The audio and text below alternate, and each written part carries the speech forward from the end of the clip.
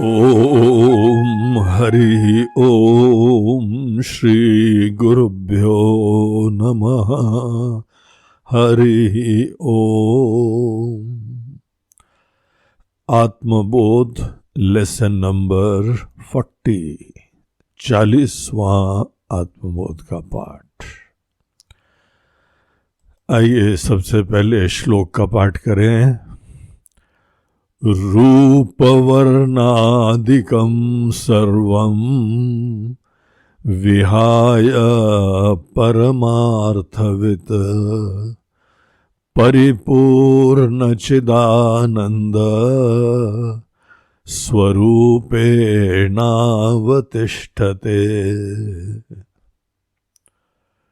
रूप वर्ण आदिकम सर्वं विहाय परमार्थवित्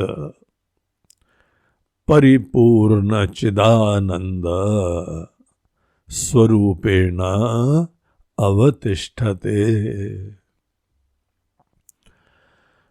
तो यहां पर पिछले श्लोक की तरीके से यही अपने आत्म अभ्यास और ध्यान साधना, ये दोनों चीज की ही यहां पर भी इस श्लोक में कंटिन्यूटी हो रही है। पिछले श्लोक में आपको ध्यान होगा, हम लोगों ने देखा कि जब हम ध्यान में बैठते हैं तो उस समय हमको क्या करना होता है, हमको समस्त दृश्य जगत का दृष्टा में प्रविलापन करना होता है। तो देखिए, ध्यान बहुत प्रकार के होते हैं। केवल थोड़ी देर शांति से बैठे और सब विचार विहीन हो गए या भाव विभोर हो गए, या एक ही मंत्र के ऊपर ध्यान देते हुए जप करते रहे, सब थॉट्स के एक्सक्लूजन में, या अपने अंदर साक्षी भावना उत्पन्न करते हुए, ये सब चीजें इनिशियल स्टेजेस होती हैं। लेकिन जो यहाँ पे ध्यान जो हमको जगा देता है, जो परमात्मा में जगा देता है, जो हमारी वास्तविकता में जगा देता है, हमारी परमात्मा से एकता दिखा देता है, अहम ब्रह्मास्मि का साक्षात्कार करा देता है, और इसी के वजह से सब छोटापना, सब दीनता, सब असुरक्षा, सब इसी ज्ञान के वजह, इस जागृति के वजह से, इस रियलाइजेशन के वजह से, केवल तभी संसरण, एंडलेस सीकिंग, वो समाप्त होती है। तो पिछले श्लोक में हम लोगों को एक ब्रॉड गाइडेंस दिया कि आत्मा में सब दृश्य का प्रविलापन करो, रिजॉल्व कर दो, विलीन कर दो। दृश्य को ऐसे गहराई से देखो कि उसका तुमको कारण भूत तत्व दिखाई पड़े, समस्त दृश्य का। और फिर ये देखो कि वो कारणभूत तत्व भले इनके उपादान की दृष्टि से हो या निमित्त की दृष्टि से हो।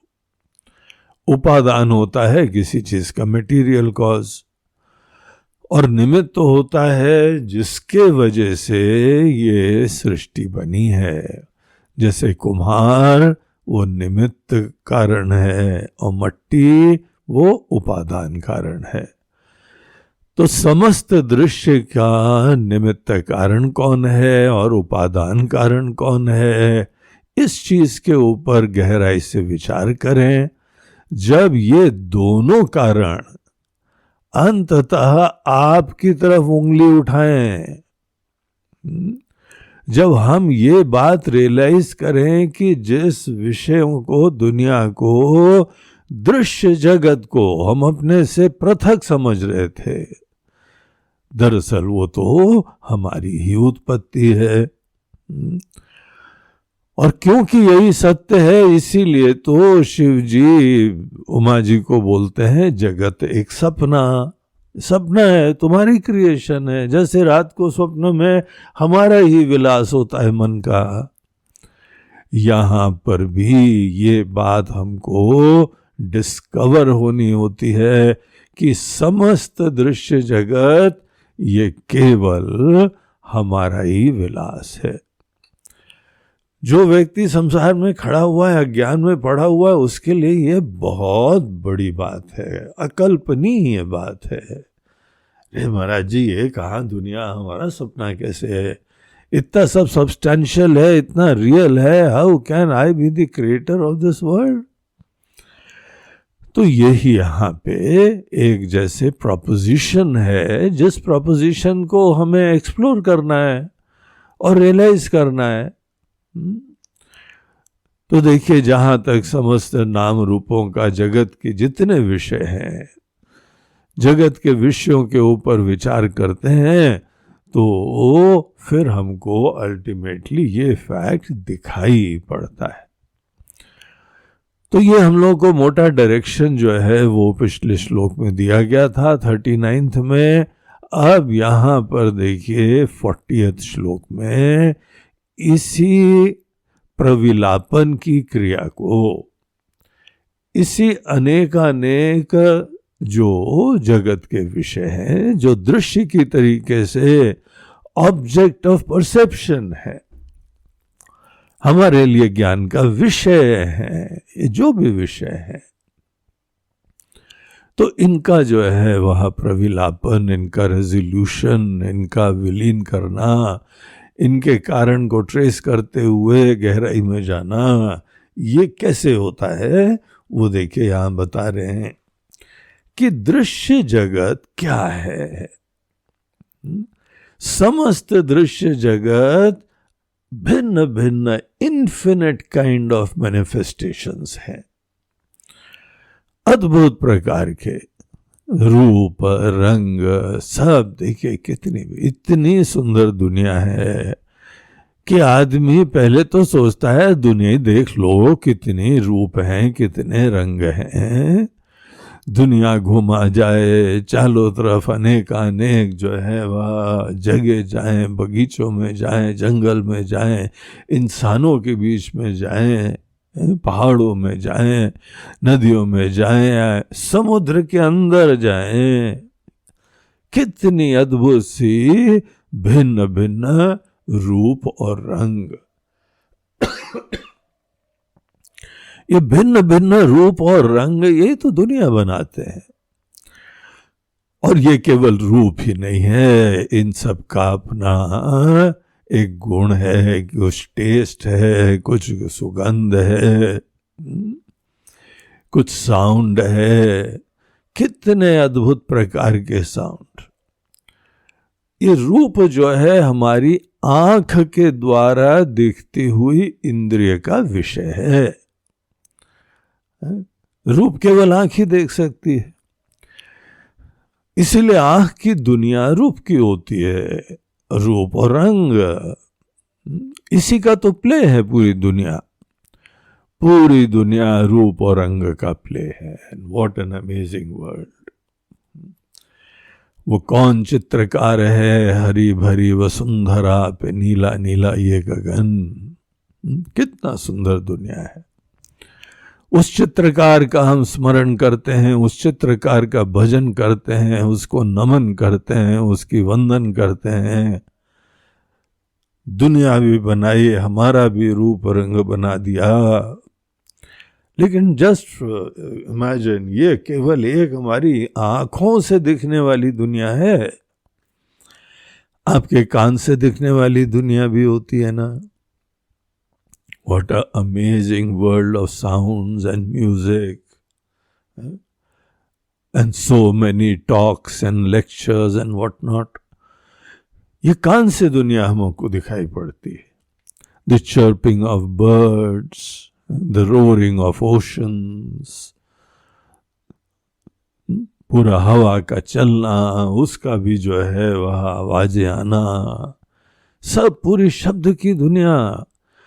म्यूजिशियंस तो केवल ये शब्द की दुनिया में ही कुर्बान है। इतना बढ़िया स्टडी करा है इसी शब्दों के, अनेकों उसके जो है फ्लेवर्स, रूप, टाइप्स, सुर, ताल, टेम्पो, पेच, ये सब चीजें देखिए, ये साउंड की दुनिया है, अनदर वर्ल्ड।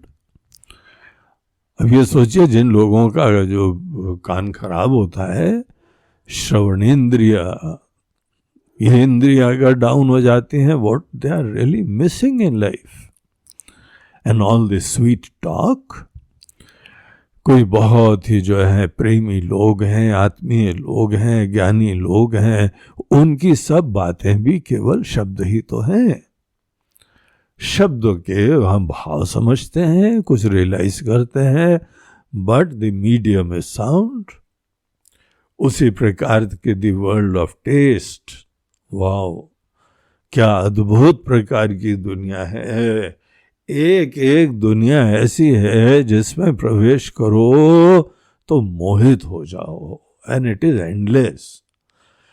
अब एक सज्जन ने जो है हर जगह के खाने का जायका, तो जायका, भिन्न भिन्न जगह का जायका, उन्होंने एक संकल्प करा कि why not create a serial, एक जो है सीरियल बनाए with different episodes of flavours of India to begin with. अब उसने अपनी टीम बनाई और इधर उधर निकल गया और अभी भी घूम रहा है, उसका एंड ही नहीं आ रहा है। वो एक एक जगह जाता है और वहां पे 50 प्रकार के क्विजीन्स, खाना पीना, ये सब टेस्ट की दुनिया। और अभी तो केवल आपने जो है एक देश देखा, अगर देख लिया तो आई टेल यू, भारत देश के भी जो खाने पीने का इतनी वैरायटी है, इट्स अनइमेजिनेबल। और हमारे राजा महाराजा, अनेकों नवाब, ये सब इन्हीं चीजों में तो पूरा बहुत उन्होंने एनकरेजमेंट करा इस आर्ट को, इस साइंस को, अद्भुत प्रकार की चीजें। तो ये एक और दुनिया है। और फिर उसके उपरांत गंध की दुनिया देखिए, स्पर्श की दुनिया देखिए, ये सब जितने शब्द, स्पर्श, रूप, रस, गंध, ये 5 ऑब्जेक्ट्स हैं, 5 विषय हैं जो पूरे जगत को कॉन्स्टिट्यूट करते हैं। और उसमें से जो हमको बहुत प्रभावित करता है वो ये रूप है, रूप रंग की दुनिया। भगवान को आप धन्यवाद दीजिए कि ये विंडो दी है हमको, रूप रंग की दुनिया का एहसास, अनुभूति, संवेदना उत्पन्न करने का हमको आशीर्वाद दिया है। ये आंखें दी हैं हमारे पास। अब यहां पे ये जो रूप है ना, ये दृश्य की तरह से है।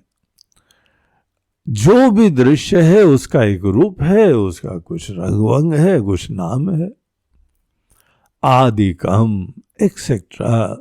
तो रूप, वर्ण मतलब रंग, आदि उसका कोई और गुण है, उसका नाम है। ये सब चीजें जो हैं बहुत अमेजिंग है। अब इन्हीं जो है वह दृश्य को हमें एक्सप्लोर करके इनकी सच्चाई तक गहराई से जाना है। ये हमारा चैलेंज है, ये हमारा ऑब्जेक्टिव है। अभी हम बाकी जितने इंद्रियों के विषय हैं उनको किनारे रखते हैं, उनको भी बाद में एक एक करके एक्सप्लोर करेंगे। पहले एक चीज को देख लें, रूप वर्णादिकम, जो चक्षुर इंद्रिय का विषय है, आंखों का जो विषय है, जो हमको सब रूप दिखाई पड़ रहे हैं। हर रूप की अपनी आइडेंटिटी है। एक जैसा रूप हो लेकिन रंग अलग हो जाते हैं तो भी आइडेंटिटी अलग हो जाती है। और फिर उसके उपरांत तो उसकी गंध है, उसकी प्रॉपर्टी दूसरी है, ये सब चीज़ें भी एक्स्ट्रा हो जाती हैं। तो बहुत जग के बहुत ध्यान से देखने की ज़रूरत है। शुरुआत में तो आप ऊपर से रूप को देखिए, रंग को देखिए, बनाने वाले को भी याद करिए, इसके अनेक अनेक गुण आदि को देख के अपने जीवन की आवश्यकताएं भी पूरी करिए। हर रूप का एक कंट्रीब्यूशन होता है, आशीर्वाद होता है। तो पहले हम सुपरफिशियली देखते हैं और अपने जीवन का काम चलाते हैं, लेकिन उसके उपरांत इन्हीं रूप को देख के ईश्वर की याद भी करिए जिसने बनाया है। कभी आप होटल में गए, रेस्टोरेंट में गए, वहां पे जो है भोजन करा, बहुत अच्छा भोजन बनाया है, तो कम से कम उसके शेफ को बुला के 2 शब्द तारीफ के तो कहने चाहिए। थैंक यू शेफ, कितना बढ़िया आपने बनाया है, इट वॉज अमेजिंग। बड़ी खुशी होती। वो तो अंदर बैठे जो है वो किचन की गर्मी में बनाते रहते हैं। कोई तो जो है वो ऐसा व्यक्ति मिले जो यहाँ पर उसका अच्छी तरीके से आनंद लेने वाला हो, आनंद की अभिव्यक्ति करने वाला हो, थैंक्स बोलने वाला हो, शाबाशी देने वाला हो। तो ये पूरी दुनिया भी जो बनाई है, आप आनंद ले लीजिए, देखिए, अनुभव करिए। फिर उसके उपरांत लाइक अ कल्चर्ड पर्सन सोचो तो वो कौन चित्रकार है, किसने बनाया है। तो एक परमात्मा के अस्तित्व का परिचय मिलता है, और डेफिनेटली एक क्रिएटर होता है तभी क्रिएशन होता है। And the creator has to be very, very intelligent and so beautiful and caring. इतना सुंदर मन है तभी तो सृष्टि सुंदर है। इतना व्यवस्थित मन है इसीलिए तो सृष्टि व्यवस्थित है। इतना साइंटिफिक मन है इसीलिए तो यहाँ के इतने रहस्य एक्सप्लोर करे जाते हैं वैज्ञानिकों के द्वारा। अणु परमाणु तक आप खोजते चले जाइए, सब किसी ने बना के रखा हुआ। इट्स ऑलरेडी देयर, सब बनाया हुआ है, मुद्दतों से, सदियों से बना हुआ है। So there is a creator and very intelligent creator. सर्वज्ञ है, सर्वशक्तिमान है और बहुत ही शांत कृतार्थ है। A beautiful artist has got to be a person very quiet and beautiful, sensitive mind. तो आप ये सब रूपों को देख के इन्फर कर सकते हैं कि ऐसे दिव्य परमात्मा यहाँ विराजमान है। लेकिन हमको जो है रूपों को और गहराई से एक्सप्लोर करना चाहिए। क्या होता है रूप? हर रूप में एक कोई कंटेंट होता है और एक उसका मैनिफेस्टेशन होता है। जैसे हम लोग देख रहे थे उस दिन कि कहीं पे एक व्यक्ति के पास सोने की चेन थी, लेकिन बड़ी मुसीबत हो गई। उसको जो है घर में भोजन पानी के लिए भी, परिवार के लिए लाले पड़ने लगे। तो उसने सोचा कि ये जो है ना चेन हम बेच देते हैं जाके।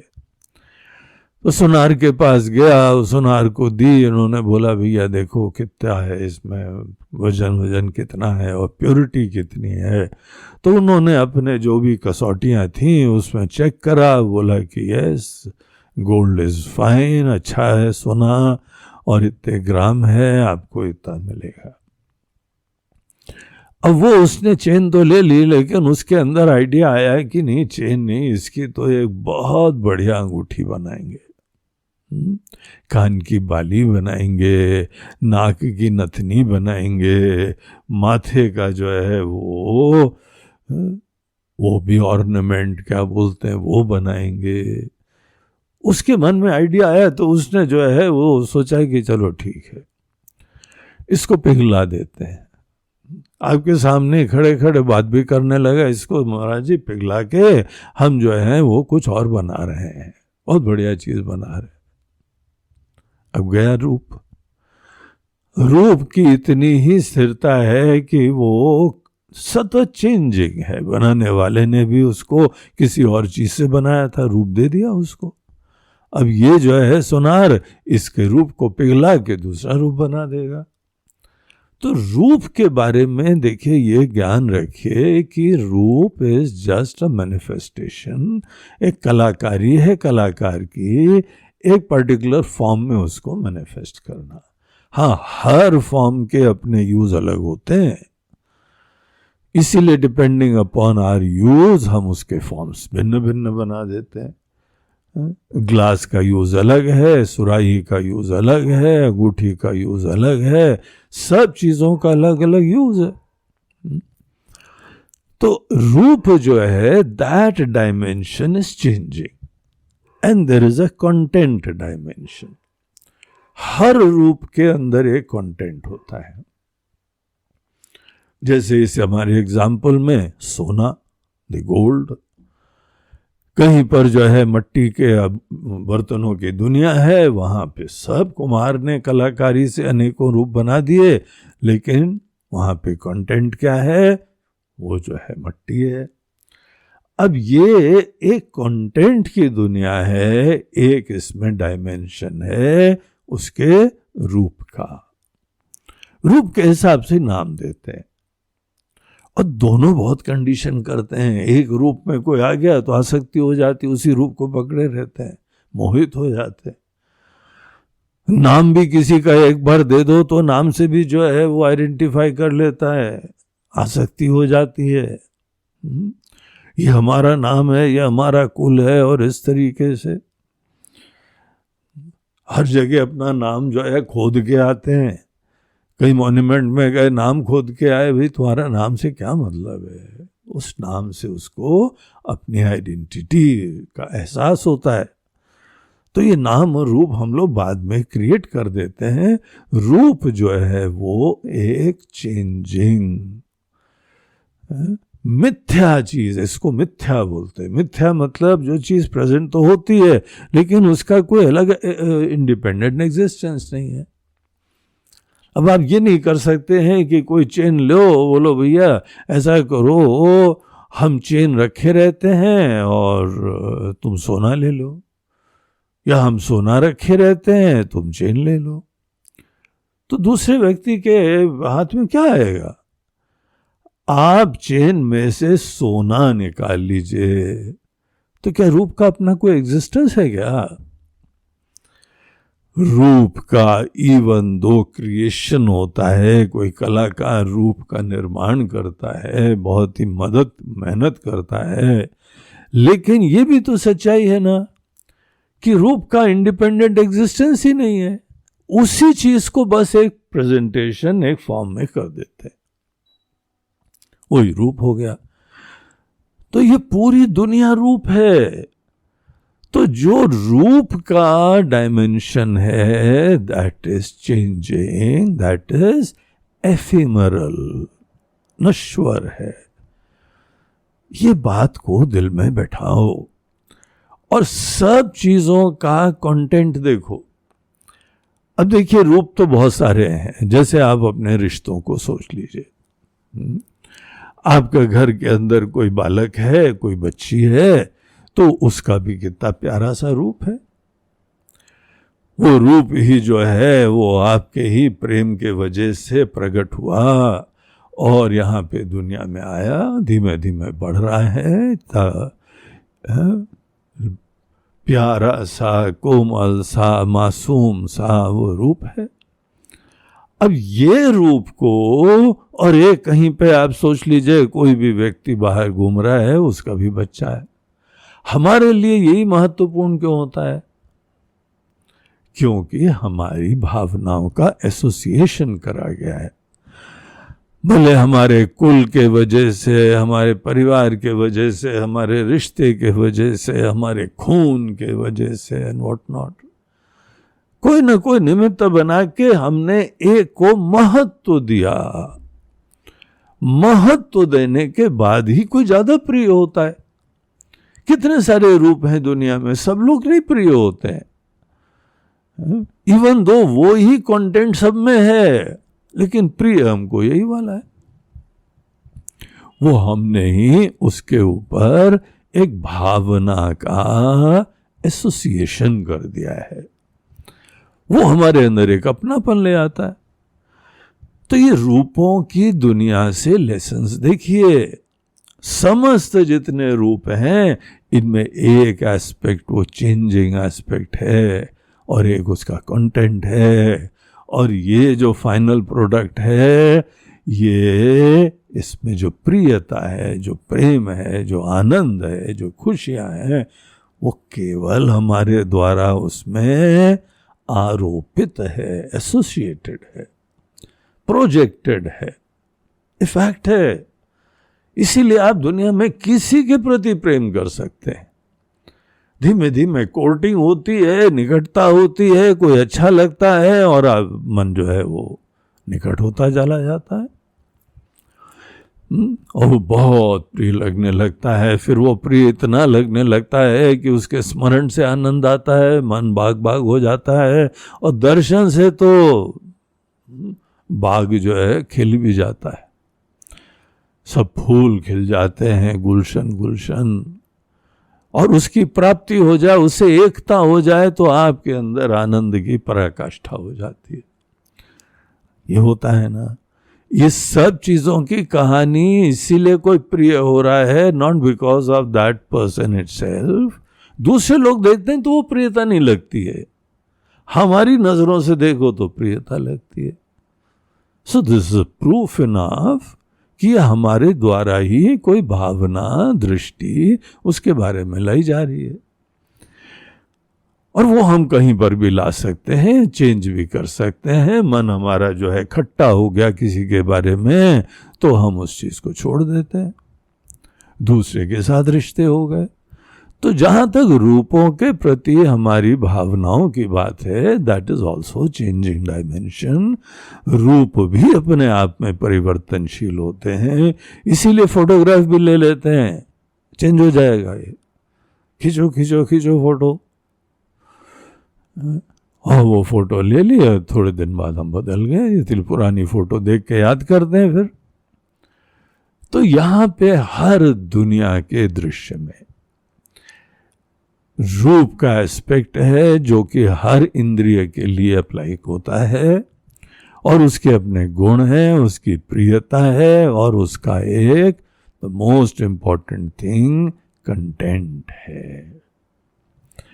कंटेंट जो है वो वहां पे एक कांस्टेंट डिनोमिनेटर है, वो समान सत्ता है, वो परिवर्तन नहीं होती है। हमने सोने के कितने भी रूप बदल दिए, सोना तो सोना ही रहता है। मट्टी को हमने घड़े में प्रस्तुत कर दिया, कुल्हड़ में प्रस्तुत कर दिया, सुराही में प्रस्तुत कर दिया, फिर तोड़ के पीस के फिर उसके द्वारा हमने कुछ खिलौने बना दिए, तो मट्टी ही रहती है, वो चेंज नहीं होता है। तो हर चीज का कंटेंट क्या है भैया? हर चीज का कंटेंट आप जब एक्सप्लोर करें तो यही होता है कि सब में एग्जिस्टेंस है, सत्ता है, और ये सत्ता चिन्मयी सत्ता है, self revealing existence. Self-revealing existence is the fundamental content of all the दृश्य। जगत के समस्त दृश्यों का जो तत्व है वो चिन्मयी सत्ता है। There is life, there is existence। Life कहीं पे मैनिफेस्ट है, कहीं पे मैनिफेस्ट नहीं है, लेकिन potentially you know the life is everywhere. Her atom के अंदर एनर्जी है, हर एटम के अंदर इंटेलिजेंस है, और उसकी यूटिलिटी के वजह से प्रियता है। तो इस तरीके से आप दृश्य को गहराई से विचार करें और इस तरीके से नित्य अनित्य कंपोनेंट्स को रियलाइज करें। जब आप बहुत अच्छी तरीके से जानते हैं कि ये रूप आदि का जो एस्पेक्ट है इट इज सो चेंजिंग, और जहां तक प्रेम की बात है वो तो कहीं पर भी प्रेम हो जाता है। धीमे धीमे किसी के साथ उठो बैठो, उसके विचार, उसकी भावना, उसकी शक्ल सूरत अच्छा लगने लगा, हो गया प्रेम। तो वो तो आपकी बड़ी पर्सनल चीज है। और ये जितने भी रूप हैं, इसके अंदर जो कंटेंट है उसकी तरफ ध्यान दो। तो यहां देखिए श्लोक में क्या बोलते हैं, रूप वर्णादिकम सर्वम विहाय परमार्थवित। विवेक के द्वारा हर विषय में जो रूप का एस्पेक्ट है, जो मैनिफेस्टेशन है, और रूप का क्या एस्पेक्ट होता है, रूप का प्रयोजन क्या होता है, उसकी इंद्रियों से ग्राह्यता। जब तक रूप नहीं धारण करता है ना, इंद्रियों के द्वारा ग्राह्य नहीं होता है। केवल सत्ता जो है बगैर रूप के हम ग्रहण ही नहीं कर पाते, चारों तरफ है लेकिन हमको वो दिखता ही नहीं है, फील ही नहीं होता है, भावना ही नहीं आती है। रूपों में प्रस्तुति हमारी इंद्रियों के लिए ही केटरिंग है, it caters to our faculties, sense organs, और वही हमारे लिए ज्यादा प्रीडोमिनेंट है। हम मांस के चक्षु से ज्यादा देखते हैं, ज्ञान के चक्षु से नहीं देखते हैं। इसीलिए हम लोग को रूपों में, भिन्न भिन्न ऑब्जेक्ट्स में ये एक्सप्लोर करके विवेक तक जाना पड़ता है, और जो उसके अंदर चेंजिंग एस्पेक्ट है, अनित्य उसका पहलू है, उसकी उपेक्षा करो। वो इतना महत्व देने योग्य नहीं है। असली सार उसका जो है वो तत्व है, वही उसको सत्ता देता है, वही उसको जीवंतता देता है, वही उसको सुंदरता, प्रियता देता है। तो जो परमार्थवित है, परमार्थ तत्व को जानने का इच्छुक और ये विवेक करने वाला, जिसने ये सब पूरा शास्त्र का अध्ययन, जो सिद्धांत पहले बताया गया वो सब प्राप्त कर लिया है, वही परमार्थवित है। तो परमार्थवित कौन है? जिसने ये सब वेदांत शास्त्र पढ़े और ये सब रूप आदि का विवेक प्राप्त करा, परमार्थ तत्व को जानने का इच्छुक और जान लिया, उसको केवल वो नित्य तत्व को देखो। क्या होता है? वो इन्फिनिट होता है, दिव्य होता है, परिपूर्ण होता है, कंप्लीट। तो इसीलिए दूसरी लाइन में क्या बोलते हैं? परिपूर्ण चिदानंद। परिपूर्ण है और चिन्मय आनंद है। यही चेतन आनंद के रूप से अभिव्यक्त हो जाता है जब इसको अखंड देखा जाता है। द्वैत के अंदर आत्मा को देखो तो चेतन की तरह व्यक्त होती है। आप सब द्वैत को भंग करके ये आत्मा को देखो तो यही चेतन आनंद की तरह से विद्यमान होती है, चिदानंद। तो परिपूर्ण चिदानंद स्वरूपेण, वो हमारे ही तत्व के द्वारा। हम भी वही है, हमारा भी एक यहाँ रूप है, इसके पीछे कोई कंटेंट है, और सबका कंटेंट, सबकी आत्मा एक ही है। तो हम ही सब कुछ आत्मा है, हम ही एक अखंड तत्व है।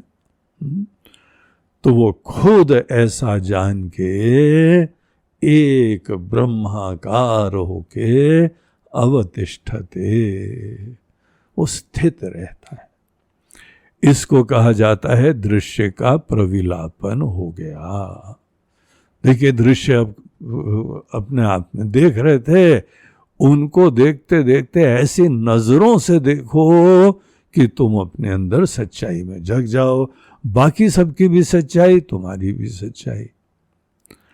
इस तरीके से पिछले श्लोक के अंदर जो दृश्यम प्रविलाप्य शब्द कहा था, उसकी टेक्नोलॉजी, उसकी डिटेल्स हमको यहाँ दी जा रही है कि कैसे दृश्य का प्रविलापन करता है। और ये प्रविलापन होता है विवेक के द्वारा। विवेक होता है एक ही वस्तु में दो पक्ष देखने के द्वारा, द प्ले ऑफ नित्य न नित्य। तो इस चीज को देख के गहराई में जाके और फिर आप अपने आप को ही कल्मिनेशन ऐसा होता है कि हम ही वो ब्रह्म है। अयम आत्मा ब्रह्म अहम ब्रह्मास्मि। इस तरीके से ये 40वां श्लोक था आत्मबोध का। इसके साथ इसका समापन होता है। ओम हरि ओम श्री गुरुभ्यो नमः। हरि ओम नमः पार्वती पतये। हर हर महादेव। नर्मदे हर। बोलो गंगा मैया की